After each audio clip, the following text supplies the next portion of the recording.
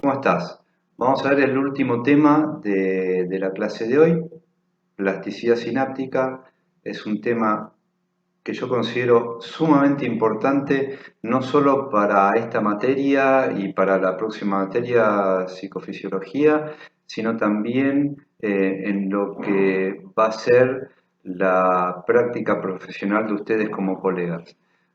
Por lo cual les recomiendo realmente prestarle mucha atención a este tema.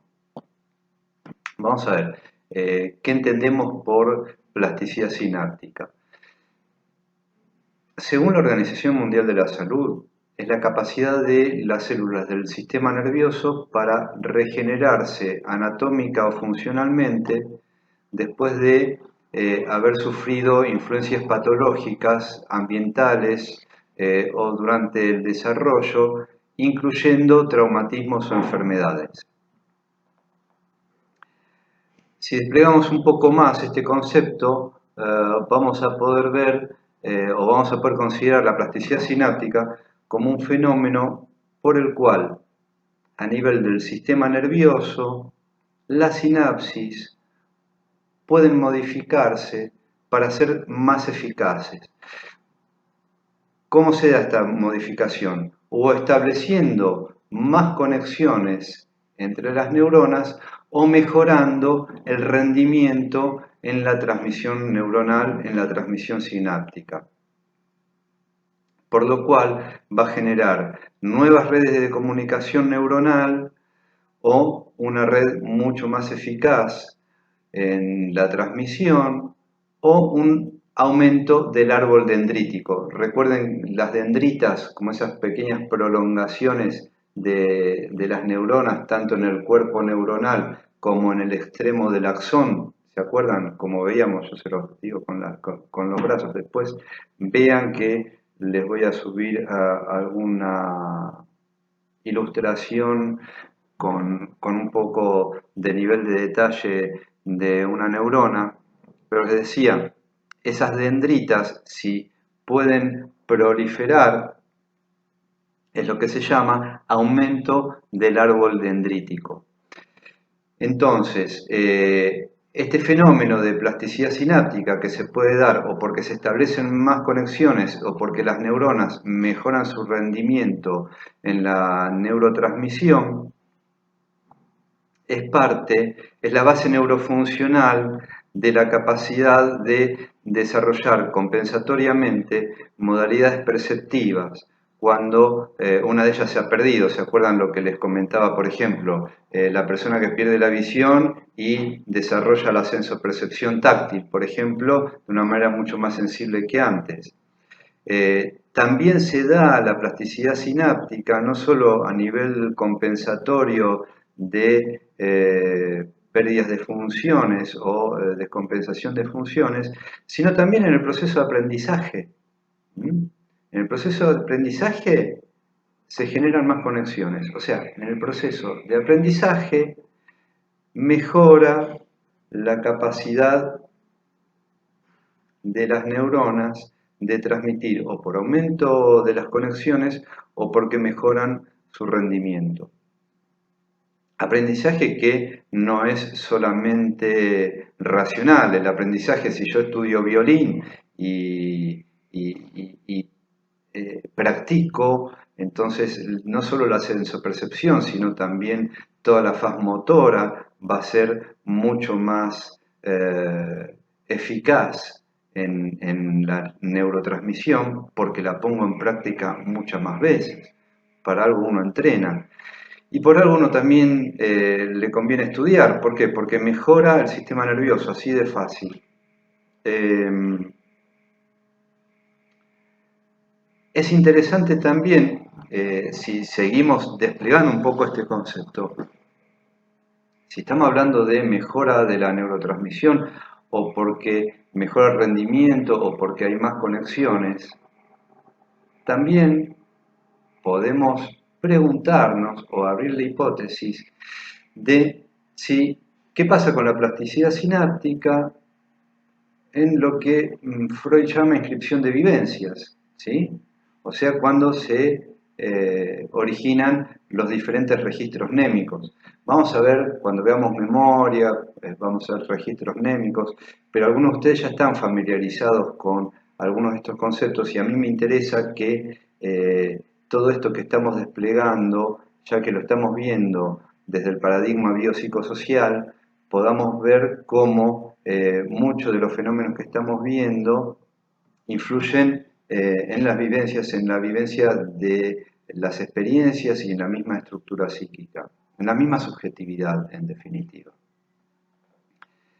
Entonces está planteada la pregunta que vamos a desplegar un poquito al final del video. ¿Podemos relacionar, sería la pregunta, la plasticidad sináptica con la vivencia psíquica, por decirlo freudianamente? Yo no soy muy freudiano, que digamos, pero para decirlo de esa manera, ¿se puede relacionar de alguna manera la plasticidad sináptica con la vivencia psíquica? Ya lo vamos a ver. Entonces, vamos a profundizar y a ser un poco más asertivos con el concepto de plasticidad sináptica. Aumento del árbol dendrítico por cantidad de conexiones neuronales o por mejora del rendimiento de la transmisión sináptica. ¿En qué circunstancias se da este fenómeno? Pues es un fenómeno que evidentemente implica un cambio, ¿sí? Esto se puede dar en dos circunstancias. Primero, evidentemente, tienen que haber neuronas que estén en condiciones de que esto ocurra, ¿sí? Es decir, el cerebro y el sistema nervioso en general tienen que contar con los recursos necesarios y suficientes como para poder responder a esta necesidad compensatoria o de estímulo, es decir, tiene que existir una necesidad compensatoria de un déficit funcional o tiene que haber un estímulo que permita un entrenamiento, ¿sí? Y este cambio que se da en el tejido neuronal puede implicar una reestructuración de la subjetividad, ya que puede dar lugar a una nueva organización cognitiva, es decir, puede permitir que al adquirir nuevos conocimientos, nuevas vivencias, nuevas sensaciones, eso nos haga cambiar desde el punto de vista subjetivo. Entonces, si esto no es interacción entre lo orgánico y lo psíquico, ¿dónde está la interacción, no? Porque si yo, a través de cambios que se dan en los tejidos, se modifica mi subjetividad, o yo, porque voluntariamente deseo ejercitar cierta función y la entreno la entreno, estoy modificando un tejido, porque se genera plasticidad sináptica. Entonces, más concreto que ver la interacción entre lo orgánico y lo psíquico, creo que no hay un ejemplo más claro como para que podamos pensar en esto, ¿no? Entonces, ¿cuándo se puede dar la plasticidad sináptica? Se puede dar durante el desarrollo, y lo veíamos cuando veíamos la parte 2 de los videos de hoy, de la clase de hoy.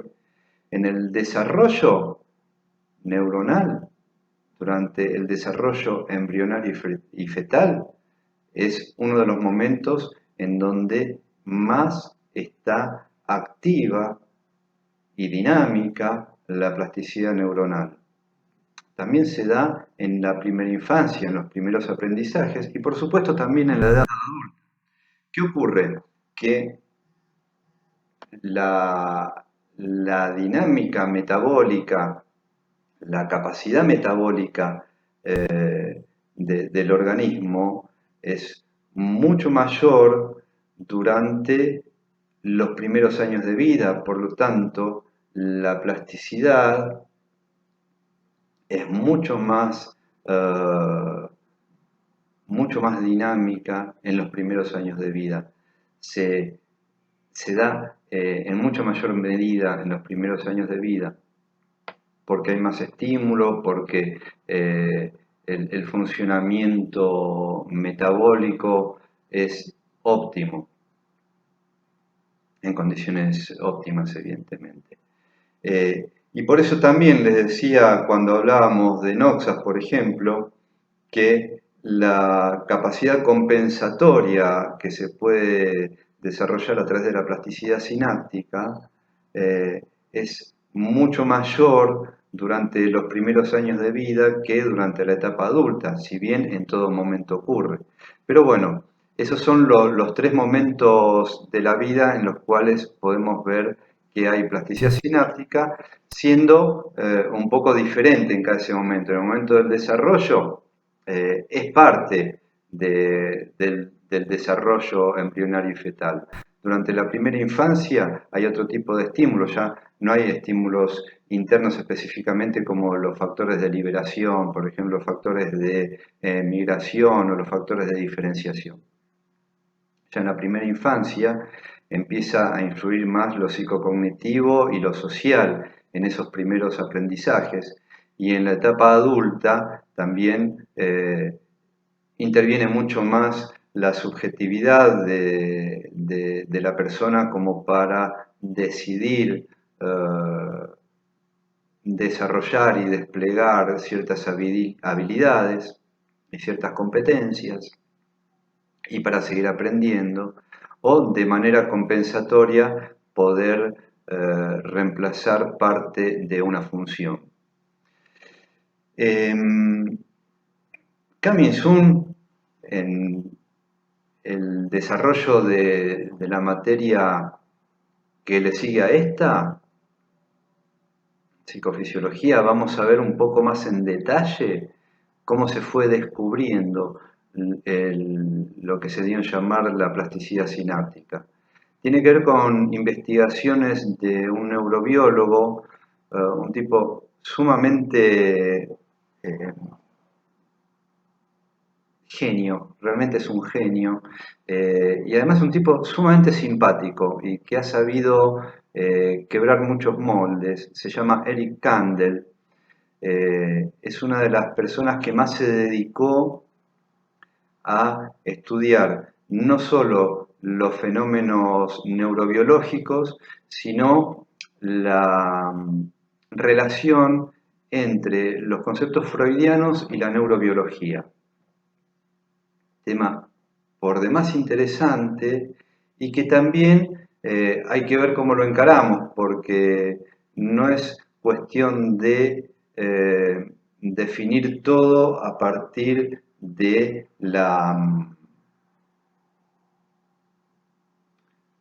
del determinismo biológico para los procesos psicológicos, pero justamente lo que en mi lectura las investigaciones de Kandel, entre otras cosas, vienen a aportar es que pueden dar cuenta de cómo las dinámicas subjetivas e intersubjetivas tienen consecuencias en la biología. ¿Qué quiere decir esto? Que a nivel celular, a nivel cerebral, las neuronas pueden modificarse, por lo tanto se pueden modificar las sinapsis, y al ser más eficaces las sinapsis, establecer más conexiones. Esa posibilidad de generar más conexiones establece nuevas redes de comunicación neuronal. Eso es lo que se llama plasticidad sináptica. La plasticidad sináptica, como les decía, tiene que ver con el desarrollo compensatorio de funciones, tiene que ver con el aprendizaje, tiene que ver con la inscripción de vivencias, tanto positivas como traumáticas, tiene que ver con hábitos, con creencias, con adicciones. ¿Qué quiere decir esto? Si yo, ante una misma situación, o sea, ante un mismo estímulo, si nos paramos un rato en lo cognitivo-conductual. Si yo ante un mismo estímulo tengo la misma respuesta, ¿sí? Situación de estrés, fumo, por ejemplo. Ese camino neuronal que va a estar desarrollado como respuesta a una situación va a ser siempre el mismo. No voy a establecer otros caminos ante una misma situación, ni desde el punto de vista de la conducta, ni desde el punto de vista de lo neuronal, ¿sí? Ni desde el punto de vista incluso de lo biológico. Entonces, tengan presente cómo las diferentes conductas pueden generar incluso diferentes caminos en cuanto a redes de comunicación neuronal. ¿Qué quiere decir con esto? Que la experiencia permite, en última instancia, modificar la transmisión sináptica, posibilitando la plasticidad sináptica. Por lo tanto, podemos considerar que el fenómeno de plasticidad sináptica se relaciona incluso con la terapia psicoanalítica, ya no solo con el aprendizaje o con lo compensatorio. ¿Por qué? Porque la experiencia de un aprendizaje desde el punto de vista de un cambio en la posición subjetiva, un cambio en la posición fantasmática, si se quiere, el fantasma nunca se cambia, o por lo menos lo más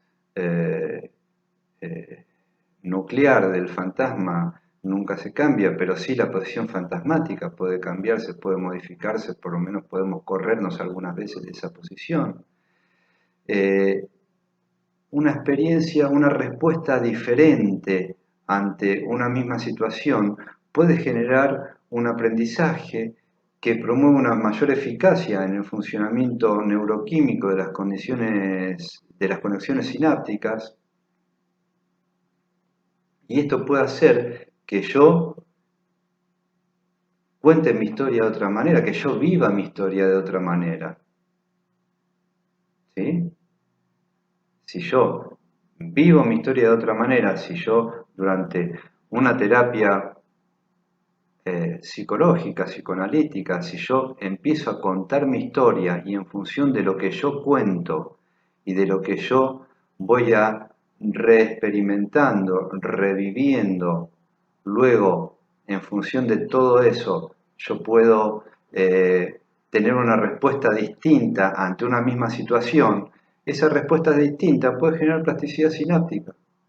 Entonces, la plasticidad sináptica constituye un ejemplo muy claro que no se trata solo de la interacción mal llamada psique-soma, sino también del efecto neuroanatómico de la propia modificación subjetiva, incluso si hilamos más fino, el efecto del significante sobre lo biológico.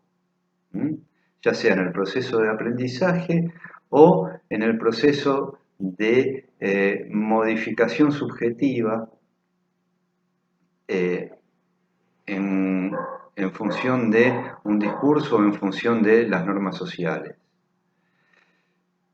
Espero que esto les sirva como para seguir reflexionando acerca de lo que es la plasticidad sináptica.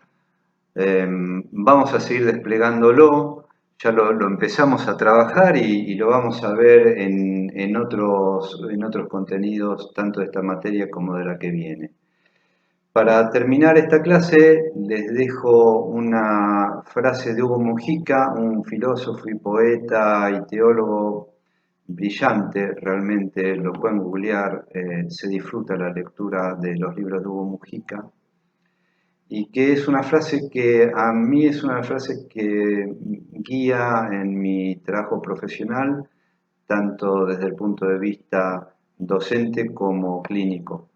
Hugo Mujica dice, las historias solo acontecen a quienes son capaces de narrarlas, darles forma, hilvanar latidos, atar y desatar. Nos encontramos en la próxima clase.